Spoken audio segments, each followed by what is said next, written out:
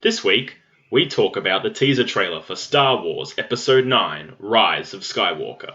So pop some corn, grab a soda, and take a seat, because you're now listening to The Casual Cinema.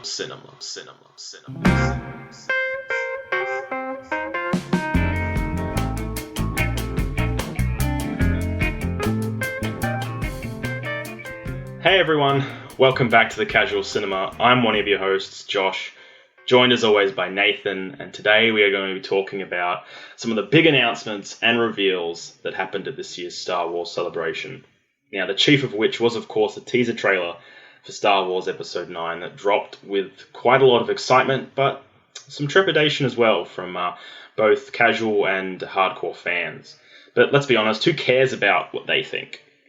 You're here for our opinions, so let's not prolong this any further. Let's not beat around the bush. I'm going to get straight into it. Nathan, what did you think of the trailer overall? Hello. Wow. What an intro. Okay. I thought it was good. Look, there was the start good. I liked the first bit, where she flips over the ship. That was pretty cool. That was a nice little cinematic shot to start off with. Yeah, I mean, of course, it's the first teaser, so we didn't get to see a lot. Just a few little shots here and there, teasing things. I'm definitely confused what it's going to be about, but of course, that's with every single one, every first teaser they've done, you don't really know. And yeah, of course, the way it ended, just just keeps you wanting more, doesn't it? Yeah, well, I think that's probably one of the big things I liked about the trailer was definitely the end of it, because obviously, we'll be talking about spoilers for the trailer, because we have to, there's the point of this whole podcast. So if you haven't seen the trailer, go out and watch it. It goes for like 2 minutes and then just come back. But yeah, I thought that the Emperor laugh at the end of it and the consequent reveal that he is going to be actually in the film was both a surprise, kind of a mix of excitement. As I said, I was kind of excited, but yeah, a bit like confused as to how they might use him. Yeah, I think it's definitely a question of how they're going to do it, and I don't think it necessarily means he'll be back, like, in a physical sense. I mean, I kind of even thought maybe, like, it could even be, like, his spirit with, like, still within the wreckage of the Death Star or something, because he's like the puppet master, always like pulling the strings from behind the scenes in like the first 6 episodes. So I feel like it could still be a thing of like he was behind Snoke. Yeah, it's always been the Emperor this whole time, and so I don't think he necessarily needs to like physically be there, like shooting Force lightning and stuff, because they're gonna have to explain it, and they don't want to, just sit, like, focus on, like, have a big chunk of exposition where they're explaining how he, like, survived and stuff. Because it doesn't really make a lot of sense, does it? I don't know. No, like, I think that you're right, that he probably will come back as some sort of Force ghost, which to me makes complete sense, and it's something that I've kind of been wondering why they haven't done it yet, seeing as how so many of the Jedi can turn into Force ghosts. I don't see why the Sith couldn't. I think if anyone could do it, it would be Palpatine, because he's obviously like, revealed through only a few lines in the prequels, but it's like this thing that he wanted to be immortal, right? That's like his goal. Like he wanted to keep on living.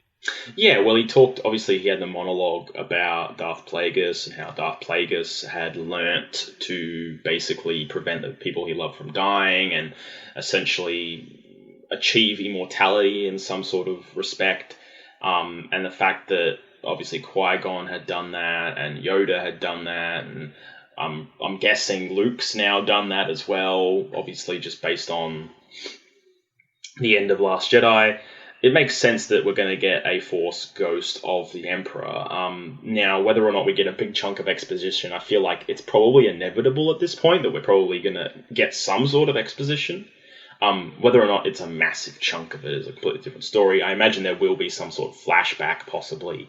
But who knows? Who knows? For me, that it was definitely the most exciting part of the trailer. But it was exciting, but at the same time, as I've said, like, confusing. I'm just left wondering, like, when does that take place in the film? Like, is that the the big ending to the film? And it just seems weird. Like, they're just gonna go and fight Palpatine, like, right at the end. I don't know. Yeah, I just don't see how it's gonna work. I see where you're coming from, because they obviously, in the trailer, you see that it's the Death Star, presumably the second Death Star.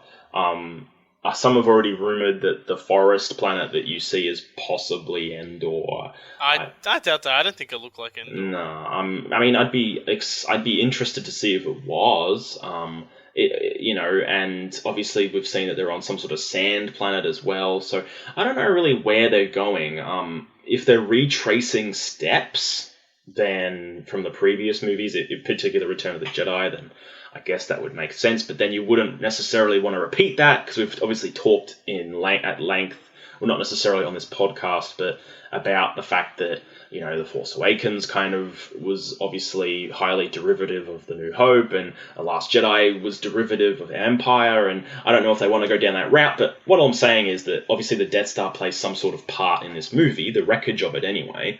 What they're going after, I don't know per se. Perhaps the First Order are going after something, and they're just trying to stop them from doing that.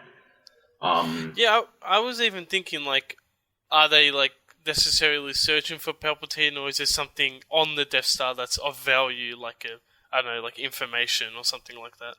Yeah, or some sort of calling that's happening. Is Rey being called to that place, Yeah, I thought it was interesting that everyone's there as well. It's not just Rey, or, like, it's not just, like, even, like, Kylo and Rey. It's Rey, Poe, and Finn. Well, JJ did say that he wanted to keep everybody together in this movie. He wanted to keep the central characters together as one unit in this film. And I'm grateful they're doing that.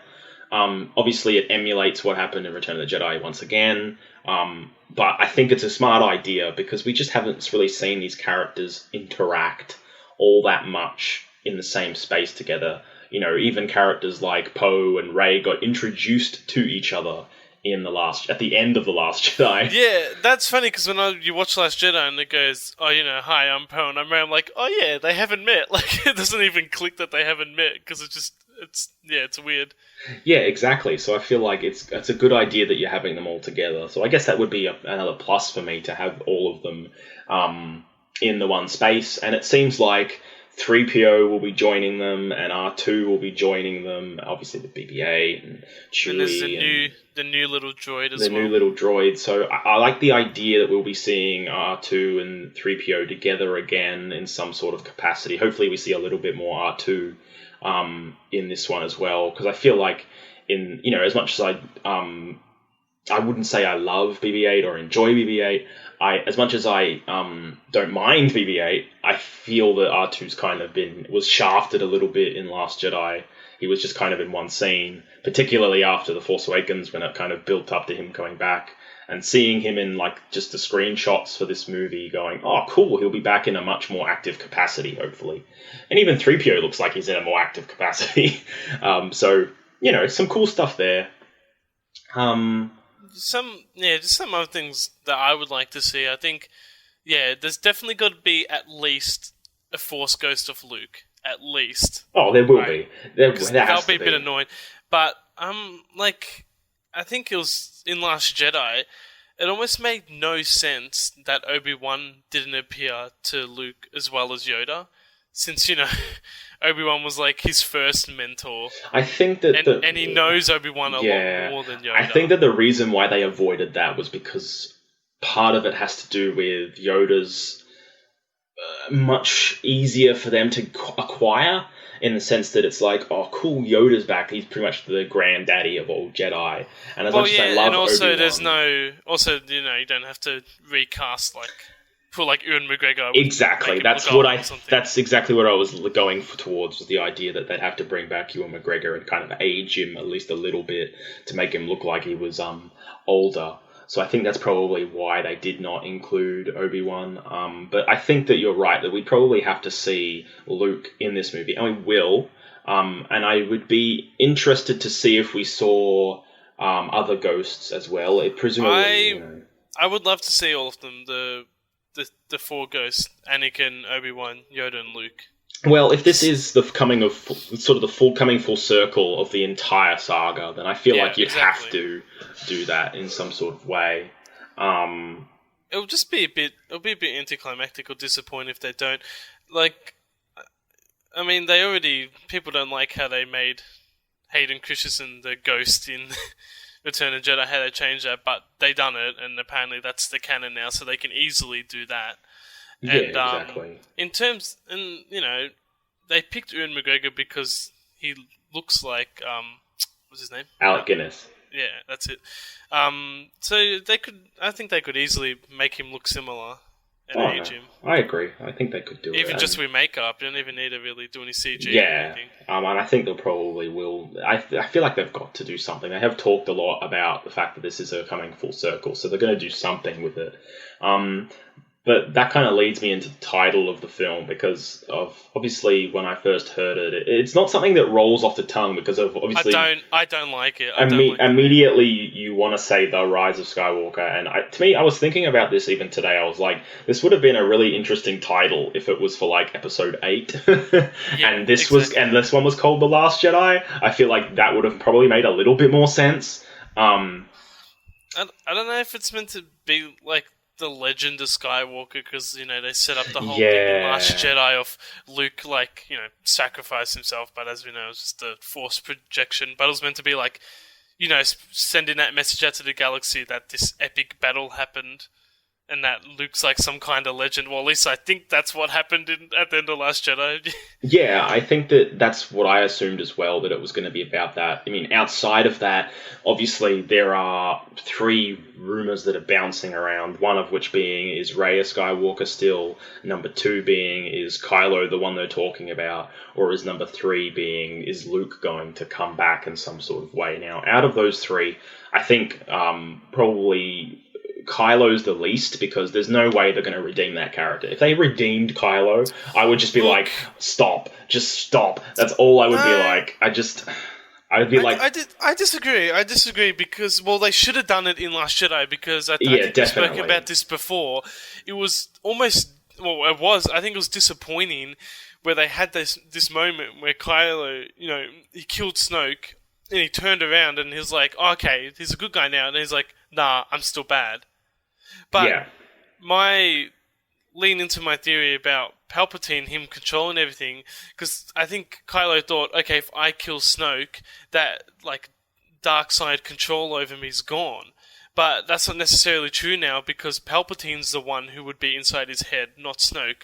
So therefore, those dark tendencies maybe would die with Palpatine. Yeah. And that's why I think there is still a chance for them to redeem the character. And I still wouldn't mind to see it, because I don't know, because I think he is a good guy underneath, right? That's the thing. That's what they're trying to set up, I think. Yeah, I mean, look, if they did it, I just feel like it would be like a wasted... It'd feel like it'd be wasted. I just think that they should have done it in 8. The fact that they didn't was almost a retcon of everything they were building towards in 8, especially towards that big climactic battle on Snoke's ship. I don't know what it's called. The Supremacy. Yeah, on the Supremacy, that big climactic battle. It was kind of building towards that, the whole relationship between Kylo and Rey, and the fact that it didn't really go anywhere and it just kind of reverted back to the beginning of the movie when it reached that was kind of a bummer for me. It was one of my many gripes with that film. But getting away from that, I just think that if they redeemed him in that sense, where I guess, yes, he has a new enemy that is the Emperor, I guess it would make some sort of sense. But speaking of bad guys who could have come back, I think that if we had seen Snoke get killed and had the reveal of this movie been that Snoke is back as a Force...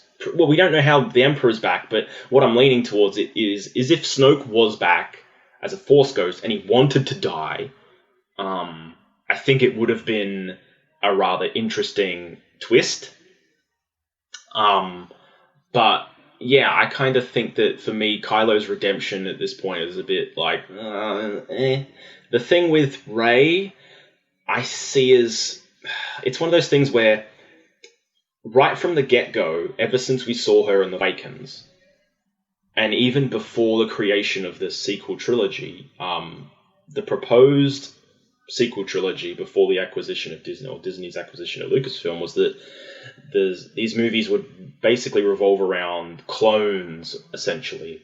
That's what I believe. That's what I was led to believe, that it revolved around clones of the Emperor and clones of Vader and clones of Luke and blah blah blah. And to my knowledge, if Rey is a clone of, say, Luke, like for example his hand or something like that, it would be a little bit difficult to explain, and I don't think they would explain it. What are you talking about? I'm not joking. There's literally a theory bouncing around that Rey is a clone of either Luke or the Emperor. Do you know my problem with that is it sounds so much like a fan theory, and it's so convoluted and would be near impossible to just explain. That's the point, right? It's like that's so what much I'm saying. exposition. I think I completely agree with you that it's a lot to explain in a final film. Had that been built up in a previous movie or previous, I don't even like it. No, I like it because it would explain why she is as powerful as she is, right? It would explain it. Yeah, well, there's still ways to do that, and there's also the theories that she's somehow, related to Palpatine. I mean, there's still the thing that the Emperor created Anakin, right? I mean, that's still a theory that's going around, and we still don't know because it's kind of like the whole Jesus thing where but that thing was silly to begin with, really. Yeah, I know, but if they're making everything come full circle, there's the chance that raise some kind of Force baby as well. It's true, I guess. But I don't know. I don't mind the idea that she is a clone of Luke or she is a clone of the Emperor, because for me it would make sense that the Emperor would have clones of himself anyway, just because of the fact that he's that kind of guy that wouldn't want to die in any kind of capacity, do you know what I mean? And he would want to be preserved in some sort of way. I mean, if you're the leader of this massive empire, you wouldn't necessarily want to die and leave nothing behind. I think he's that kind of guy, and I think that the creation of a clone from, even though I actually think that Luke's hand fell, didn't it? Or something like... Not that it fell in the chasm when it got chopped off, obviously, but when the hatch opened... Yeah, hang on. They found his lightsaber so they can but you know what I'm talking about. Even though them finding the lightsaber was so, like... It's another one of those things where when we jump all the way back to The Force Awakens and we go, because it's obviously when we talk about The Last Jedi, we could sit here all day and talk about and debate the issues with and the pros and cons of that movie. And then people often jump back to The Force Awakens, and people who don't like The Last Jedi anyway, and say that The Force Awakens was really good. And then you're still going, yeah, but it didn't exactly have explanations for stuff. And the lightsaber being there was another one. But, I feel like at this point I don't give two shits about the lightsaber. I'm just kind of like, I don't care at this point. You want to use it, you know what I mean? I find it, actually, just quickly about the lightsaber thing, I always found it so weird, because you watch the first 6 Star Wars movies, and the lightsaber's just an object. It's just a weapon they use. It's never been a focal point. And it's so weird how they're making this one lightsaber such a big deal. They are. Like, this kind of, special weapon, it kind of already is that special weapon in A New Hope, so they're just doing the same thing again, except I'm pretty sure The Force Awakens and The Last Jedi are the only Star Wars movies that have close-ups off the yeah, of course, hill. And you know why? I think that the whole point of it has got to do to sell more toys. No, not even that. It's that I think that when Disney acquired Lucasfilm and obviously started to make the sequel trilogy, they wanted to bring back at least this element of mysticism when it comes to Star Wars, and obviously imbue nostalgia in these movies. These sequel movies and all the new Star Wars films have been entirely built on nostalgia. You can make any argument against it, not necessarily you specifically, but anyone can make an argument against it. But it's true. It's so true. And I think that, like Han's dice, which weren't important at all. Yeah, that's even... hang on. At least the lightsabers were actually used. The dice were a background prop that... That's my point, right? The lightsabers were at least used, and I can forgive the lightsabers to a degree, but the dice was kind of like, wait, what? It's a stretch. It's a really exactly, big stretch. And I think that that's exactly what Disney are doing here, is that idea of, oh look, Rey's got Anakin's lightsaber back, but it's not Anakin's lightsaber anymore, it's Rey's, and I'm not going to sit here and what do you call it, like argue that, but I feel like it's kind of like, I don't know. One of the big issues I had with that is like that almost sets her up to be a Skywalker, and that's why like not to do that feels annoying now. But at the same time, now I don't want them to do that because it would just be it's too late. It's too late to say, oh, she's a Skywalker. They should have just done that in Last Jedi, if anything. And to say she's no one, she's obviously not no one, and now they have to fix that. And look, I don't know what went on behind the scenes, but I really think the same director should have directed. And that's exactly what I was getting into. I always think about this now. It's just this whole idea of that there should have been some sort of creative and narrative synergy with these three movies. We always talk about this, and we talk about it because it's the granddaddy, it's the gold standard, that when you look at the MCU and Marvel films, you look at those films and you know that there's a synergy between that entire universe, that every single one of those films locks into place regardless of quality. They fit where they're meant to be. And I think that when you look at this new trilogy, you almost can now see that The Force Awakens is this beginning film, right?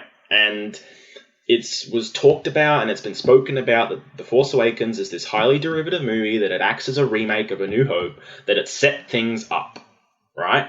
And then it's almost as if you can jump right from that film and go straight to Episode 9. And to be honest with you, The Last Jedi probably wouldn't have that much relevance besides the fact that Luke died. And Snoke. Just pretty much any death. Yeah, exactly. The only thing that would be important would be the fact that Snoke and Luke died. Because when I watch this, I feel like I'm going, hang on a minute, it seems as if I can just jump from The Force Awakens to Episode 9, and it seems as if Episode 9 should have been Episode 8, and then there should have been some other movie to come after. Because I'm looking at the trailer and I'm going, oh, look at the fact that now all of them are together as a crew, and we talked about like Rey and Poe and Finn and all that, and they're going to the Death Star, and there was obviously concept art of the Death Star 2 that was supposed to be in The Force Awakens, and it's obviously being used here, and it just makes me think that this is the movie that JJ wanted to make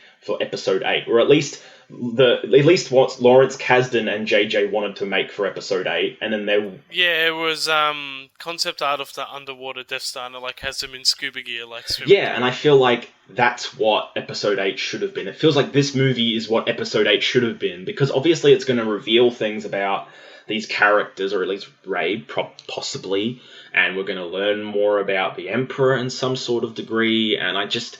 The fact that, Kylo's rebuilding his mask, it doesn't make much sense to me, and it's happening, and I'm kind of like, well, why is he doing that again? To me, it feels like we're reverting. You just have these creative differences, because I think, because Ryan Johnson did the whole thing where it's like, he's getting rid of the mask, and now JJ's probably gone, no, I like the mask, let's bring it back. That's...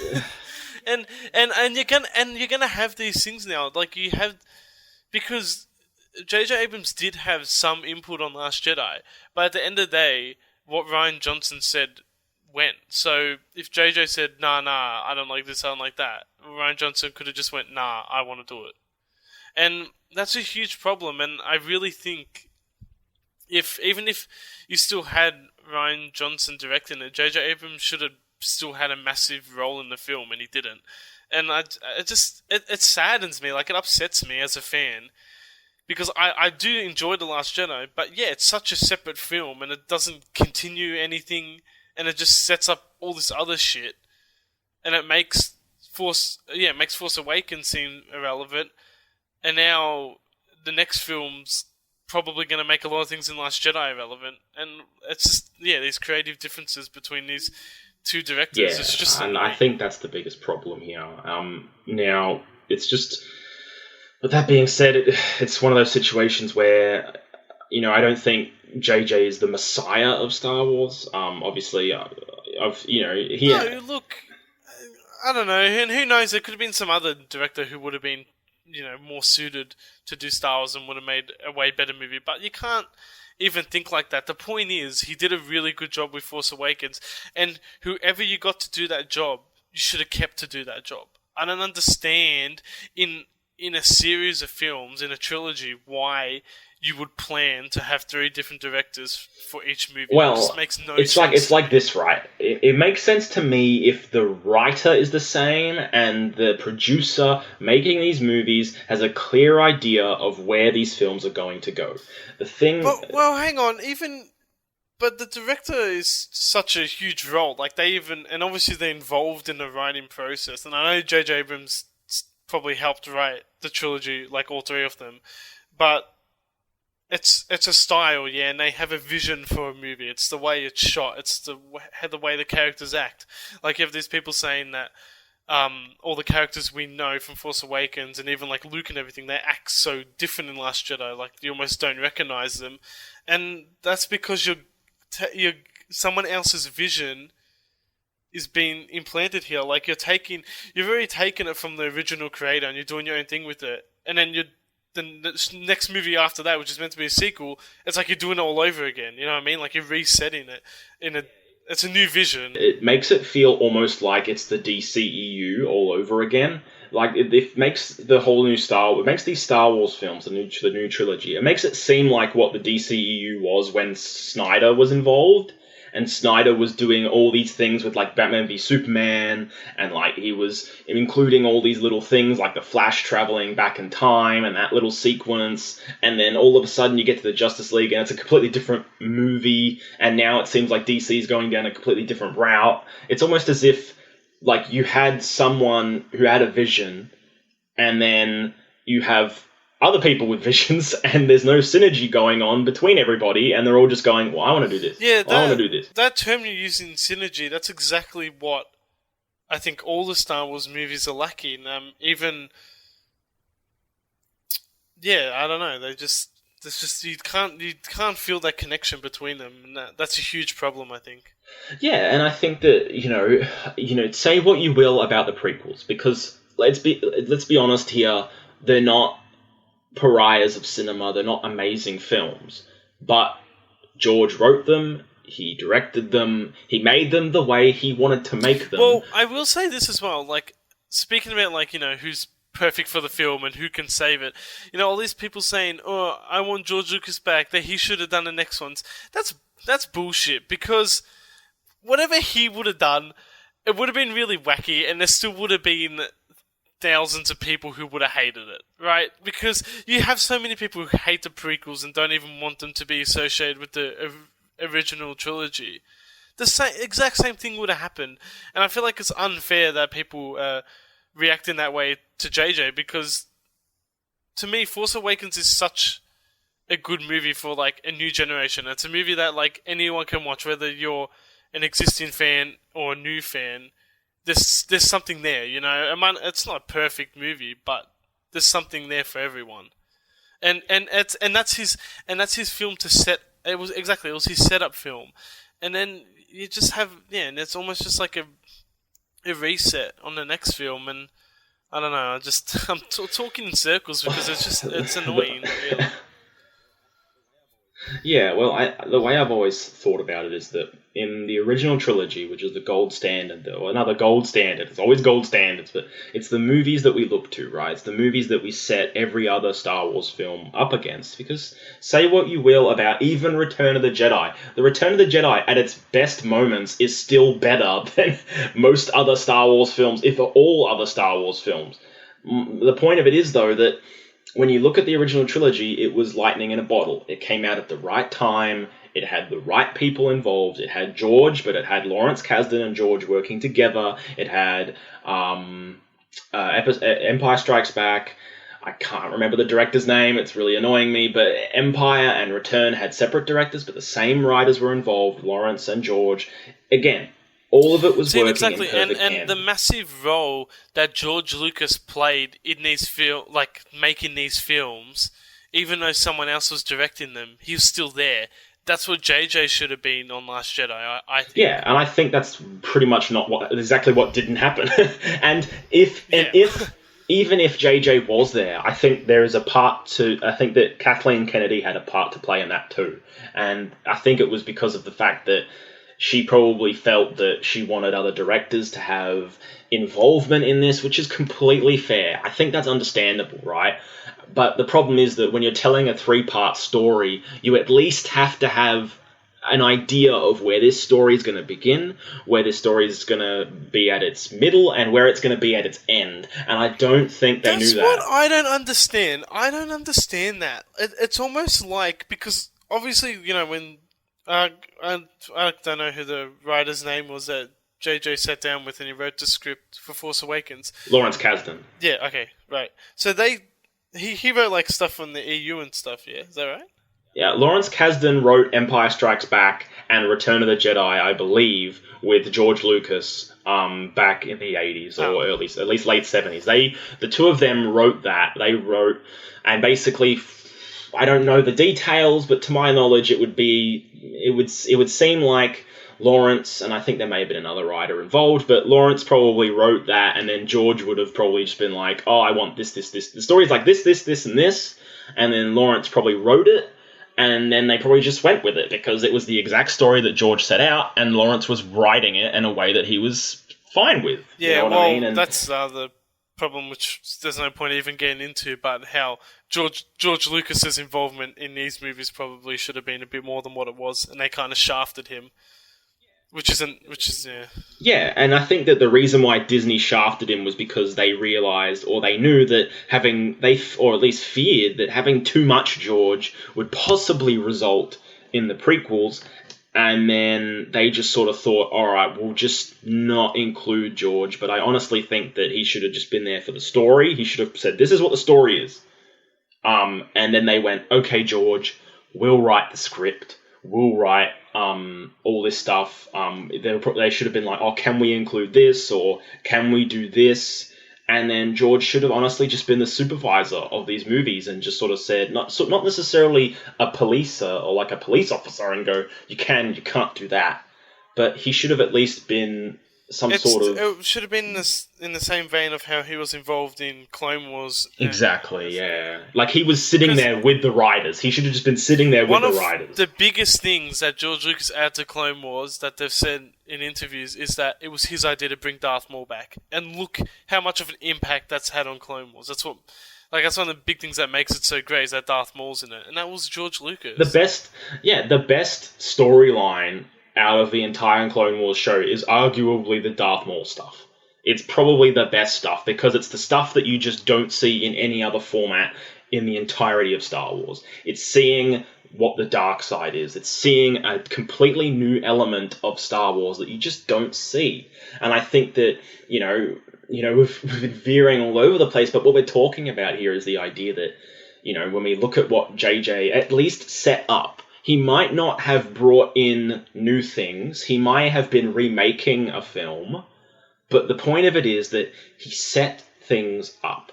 And what happened with Rian Johnson was that he brought in a creative vision that I think conflicted with that. And then we resulted in a sequel that didn't really act as a sequel. Didn't make it an awful movie, but it didn't act as a sequel. Exactly. And that was the biggest problem. What went wrong, and it almost seems like so easy to avoid.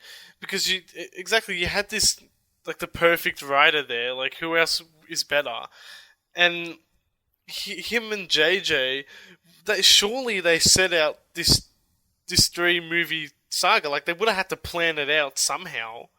It couldn't have just been they wrote Force Awakens and that was it. No, they would have planned these films there, at least, major plot points. And I don't understand what Rian Johnson did with them, because I find it hard to believe that that's what was planned out. It doesn't feel right. It's stuff. I think that it's just stuff at the top, man. I think that it's just what happens when you have a company that probably wants to make money.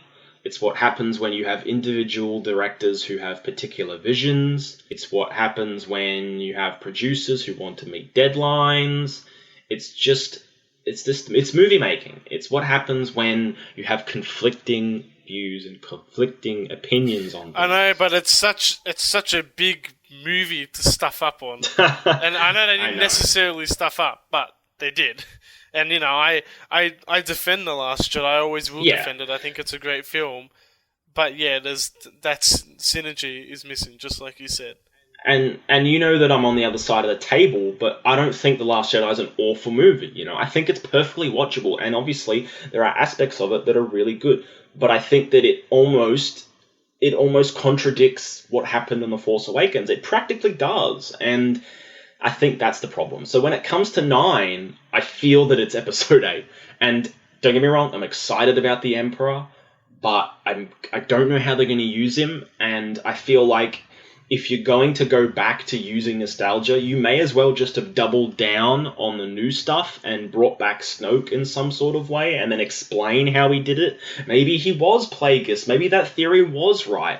I don't know. It would have been interesting to find out regardless. Well, it's not too late. We still don't know what they're going to do. Exactly. We don't. And as we've talked about, it's a teaser trailer, so who knows what's going to happen. For me, it's going to be very hard for them to stick the landing with this movie in terms of trying to fix everything. I don't think they're going to be able to do it, but if they can at least get enough right, then at least it will make it as good as, if not better than The Force Awakens. Because I think that The Force Awakens, to me at least, was a fun movie. But then obviously for me, it was a movie where if you thought too much about it, you knew that it was a remake of A New Hope. You knew where the plot holes were. You knew that the characters weren't that well written, but that didn't mean it wasn't an enjoyable film. And I think that if the groundwork was laid there, then I think that you can at least make 9 the best out of these 3 films. But that really is just a matter of waiting and seeing. I hope, but we'll just have to wait and see. Yeah, speaking like on excitement levels, like when that Force Awakens like trailer first dropped, I'm pretty sure I cried. Like, you know, I was like so excited. But I think that's also got to do because, you know, it's such a long wait before it returned. But then Rogue One, you know, again, I was getting like, you know, like almost like a shiver, you know, because I was like so excited. Like when I watched it, I get like that cold chill. And same with the Last Jedi trailer. And I always remember when Last Jedi finished, I walked out of the cinema and I couldn't process what I had just seen. I was like, was that a good movie? Like, was that Star Wars? That was weird. And like, it was it was the third movie that they released, and that's the first one I walked out of like, that was weird. I don't know if I like that. And upon watching it again, and I watched it recently, I do like it, but it's just, yeah, it's different. And then I think that it definitely killed the excitement for me a bit. Like Solo was like, yeah, it looks cool, and I did like Solo, but some review that I said was like, that was the first Star Wars movie that you watch and you don't feel the magic of Star Wars, and I totally agree with that. It's almost like Last Jedi, like, you know, like killed a bit of Star Wars. Does that make sense? Like, it's hard to say, but it's like it did something. And now even when I watch this trailer, I'm like, yeah, there's cool moments in it, and I get excited. I'm still excited, but yeah, I think that I had the same feel, and everybody did when they saw Force Awakens, was that they were super excited, and then I saw Force Awakens, and you know this. That I was disappointed in the Force Awakens. See, I wasn't. I watched that and I thought it was a great movie. I really liked it. And I think that my disappointment came from the perspective of I wanted something new, and I wanted something fresh, and I wanted something that was different, and I didn't necessarily get that, and I didn't necessarily get new characters that I liked, and I still don't like them. I'm not hating them, I don't like them though. And I think that when the trailer for Rogue One came out, I was like, oh, this could be good. And then I was excited for it. Came out, really enjoyed it. But then, you know, I didn't think it was an amazing movie, but I did think that the third act was fantastic. But, you know, quickly trying to get through it, you know, the next trailer came out for The Last Jedi, and I was looking at this movie going, okay, it looks like you're going to do something cool with this movie. Maybe Rey will turn to the dark side, or maybe she'll go and leave the Jedi. Maybe Kylo will leave the Sith, and maybe we'll see something different here, something new with Star Wars. And it looked like when I was watching the movie that they were going to go down that route. But then, as we've talked about, you had that battle, that fight on the supremacy, and at the end of it, things just reverted back to the start again. And then you had this sort of confusing death with Luke and the ending with Luke, and it was just a bit like, oh, why did they do what they did with Han, but with Luke, it was a bit like, oh, I didn't want that. And then when Solo came out, I enjoyed Solo. I didn't think it was amazing. I didn't think it was great. I just thought it was fun. But I get where you're coming from in the sense that, for me, Star Wars is such a rich world, and I've always loved it, and it will always probably be my favorite movie franchise, maybe tied with Marvel, or maybe Marvel surpassed it, just because of the fact that, Marvel makes these movies that they just knock it out of the park. Even if the film is all right to good, they then end up with these movies that are just so, like, awesome and wow, that you're just like, holy crap, and that's what makes me so excited for Endgame, that it feels like we're coming to this big climactic end. And I feel like with 9, I should be feeling that. I want to be feeling that. But it's hard to do that because these characters have been all over the place in terms of like how they're written, and they're just not at the place that I want them to be. It doesn't feel like the end. Yeah, it doesn't. Like you said, this feels like episode 8. It's like you're almost just thinking there's going to be one more just to tie up loose ends, because it just doesn't feel like they're going to be able to do that in this one movie. Yeah, so I don't know what's going to happen, but it'll be definitely interesting to see. Jesus, I don't even know if we've got enough time to talk about everything else. We'll keep going. We'll make this one a longer one because we didn't do one last week. So. Yeah, we'll try and keep going for a little bit longer. Yeah, we'll move on. We'll move on from that. Yeah, all right. We'll probably. We're definitely set enough and turned into a whole discussion about the trilogy, but that's okay. It's all right. We're probably going to talk more about it. Yeah, we'll have heaps more to say when the next trailer comes out for sure. But we'll probably move into Clone Wars now. I haven't got. Obviously, both of us have seen it. We probably should say that. Now, I haven't got a massive amount to say on Clone Wars because I wasn't, for me as a watcher of the Clone Wars, I was very particular with what I watched when it came to the Clone Wars. I saw probably about, I'm being honest here, 70% of the show. And that was because I pretty much picked and chose what I watched and what I didn't watch. And a large part of that was because the show obviously was so diverse and had such a big audience, both kids and adults, teens, that there were episodes that were often geared towards children, particularly in the earlier seasons.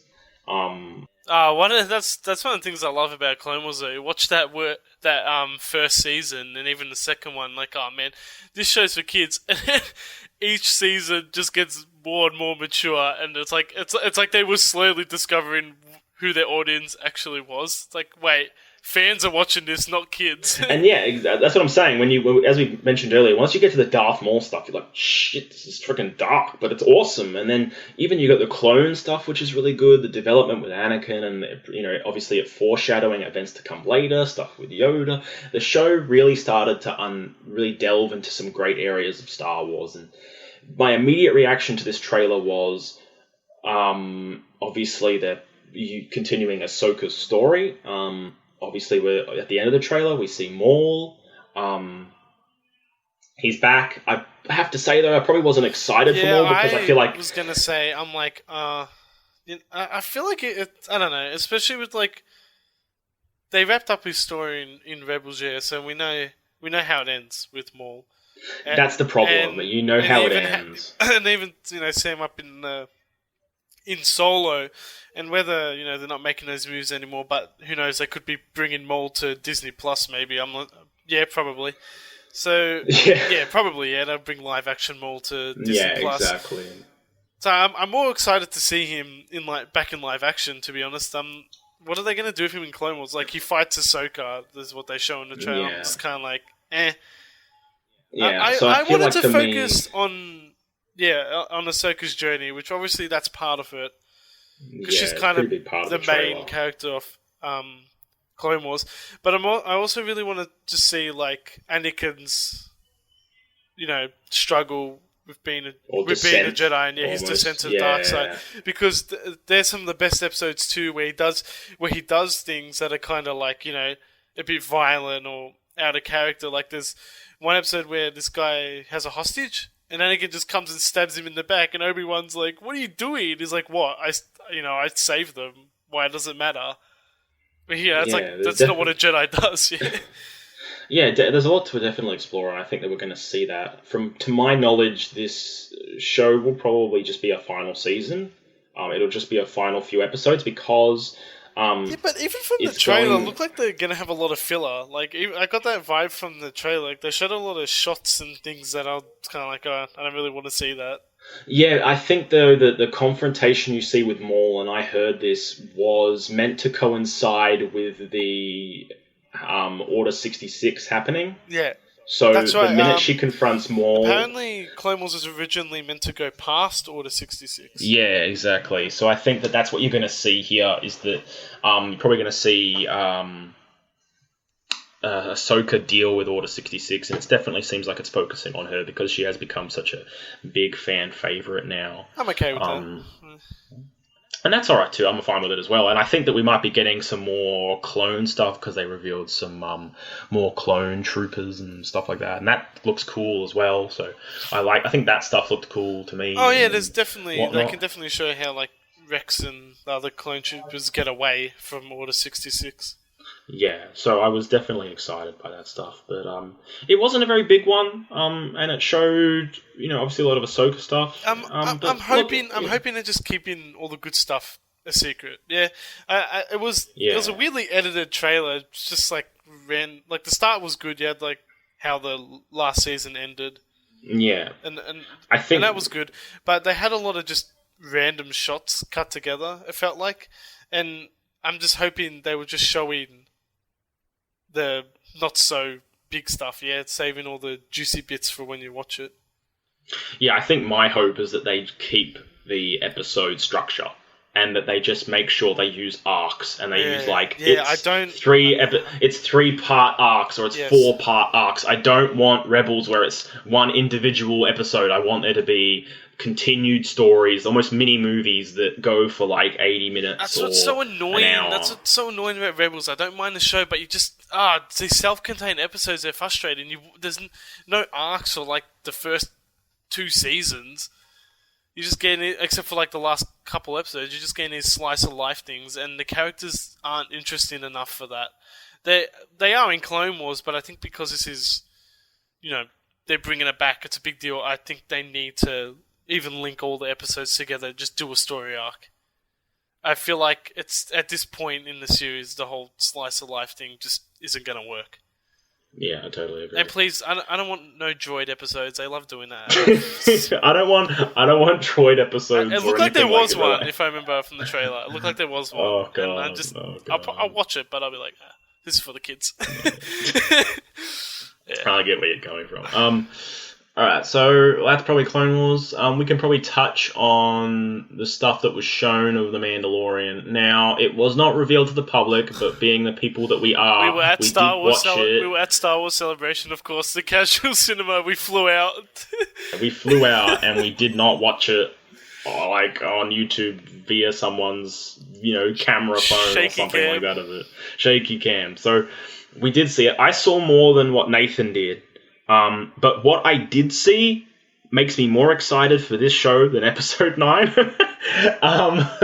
This show just looks grittier. It looks like an area of Star Wars I want to see. It's an area that George actually wanted to explore in the mid-2000s when he had the idea of doing a live-action TV series that was going to be about the Star Wars underworld. This looks like this show will be about the Star Wars underworld. I'm excited about that idea. The Mandalorian looks awesome. I love the casting. It just looks like such a different and unique and darker show. So I'm on board with it, most definitely, because who is not on board with a live-action Star Wars show? And just the idea that we'll be seeing more bounty hunters. And I don't know if they're going to do it. I think they probably will, because it'd be stupid not to. The return of Boba Fett in some sort of way. because obviously in the EU, in the old EU, he did get out of the Sarlacc pit. So I think that the return of Boba Fett is pretty much a must at this point. So I'd be very excited to see what they do. Is this one set? Is it after Return of the Jedi? It's 5 years after Return of the Jedi. Okay, cool. Yeah, I'm really excited for this. Like live action Star Wars TV show. I feel like I've been waiting forever to see this. I think I wanted it when they did an animated one. Yeah, it's like, okay, do a live action one now. And it's a good place to start. It's a good place to start. I think eventually I'd like to, see one with Jedi and stuff as well, and that'll probably be what they do with Kenobi. So they're doing this one, then they're doing the Cassian one, which they confirmed K2 is going to be in as well. Yeah, and then they're going to do Kenobi, whether that's a movie or a short series. We don't know if Ewan McGregor's going to be in it. I hope so. Otherwise, it'll probably be shit. But this is great. I'm excited for Disney Plus overall. I'm really excited to see what they do with these live action Star Wars and Marvel stuff. It's going to be good. Yeah, I mean, just one more thing before we go on Mandalorian. I think that the stuff that I saw more of that was actual footage and the scenes from the show, there's not too much spoilers, but it looks like we'll be seeing the remnants of the Empire, almost like splinter cells, sort of like they're not obviously as powerful as they used to be, so they're obviously, from what I saw, they were kind of these dirty stormtroopers who are just kind of working more as mercenaries. In terms of Star Wars timeline, this is like the chance for bounty hunters to really like rise up, It's almost like a free galaxy to kind of like find work in, It's like, because, the Empire is obviously like an obstacle for them, I suppose. And same with the rebellion. So it's almost like, time for crime to really thrive. In between a war, Like and if you can check out the footage, you do get to see IG-88 in battle, and I thought it looked fucking awesome. I was like, oh my god, I've never seen like an assassin droid in live action fight, and it looked amazing, and I was like, this looks badass. But to get a lot of the bounty hunters, we only get to see glimpses of, or they expand a little bit on them in Clone Wars. It'd be good to see some of them return, like Bosk. Bosk would be no good. Worries. Did we want to touch on the game, or what did you want to do? What do you think? Do we want to talk about it? Yeah, sure, why not? We can touch on it for a little bit, just for a tad. We'll just give our thoughts. I don't know, like, when I first heard that EA got the rights, like, the exclusive rights to make Star Wars games, I was instantly like, oh no, here we go. Here comes disappointment. And I was right. I didn't buy Battlefront because I knew it was going to suck, and it did. And so did the second one. And now it's sad that to promote this game, they had to put out that tweet saying, this is a single-player experience. Yep. It's not multiplayer. There's no microtransactions. They're basically begging people to buy this game because they know people aren't. And I'm like, obviously they want to try and redeem themselves. But as far as I'm concerned, in my opinion, EA just don't make good games or games I'm interested in playing. I need to see more on this. I did like what I saw from the trailer, but even then, I'm not too excited about it. I need to see more. I need to see gameplay. Yeah. That's what I need. I'm in the exact same boat. I think that EA did the same thing with Battlefront 2 when they were like, this one's got a story, but it's like, how long's the story, EA? I feel like this is the exact same. This is the exact same situation here again. I don't know the details. I have not seen gameplay. I do not know how long they have been developing this game for. It is being made by Respawn, who if I know correctly, do make Titanfall and obviously have released Apex Legends this year, so there is some hope, because I did hear that Titanfall 2 was actually really quite good and has become one of the most underrated shooters of this console generation. So I mean, I'm interested at least to see what Respawn do, but when you have EA there, it's a completely different story. So I'm just going to be like one of those people who waits when it comes out. If the reviews say it's good, then okay, you might have my money. But if it comes out and they're like, oh, it's just mediocre and stuff, I'm going to be like, well, I'm going to save $1. Yeah, I totally agree. for me, I'm waiting for gameplay because this cinematic bullshit just doesn't work anymore. I'm over it. It never works. It does not work anymore. I'm sick of it. I don't have the time to play these like average, crappy, buggy games anymore. I just can't be bothered. I feel like I'm getting really picky with the games I play. But so I want to see does, gameplay, and then I'm waiting for reviews. I'm not going to pre-order this, no way. Yeah. And no one should. No one pre-order EA games anymore. That's just stop. Yeah, it's the truth. It's the truth. Alrighty. Well, I think that's it for everything that happened at Star Wars Celebration. Yep, let's just end on that bombshell. Yeah, let's end on that little bombshell. So I hope everybody enjoyed our little podcast this week. Glad to be back. And we will catch you guys next week, I guess. Alrighty. Alright, keep praying for Star Wars. It's not dead yet. Yeah, please. Alright, I'll catch you later, guys.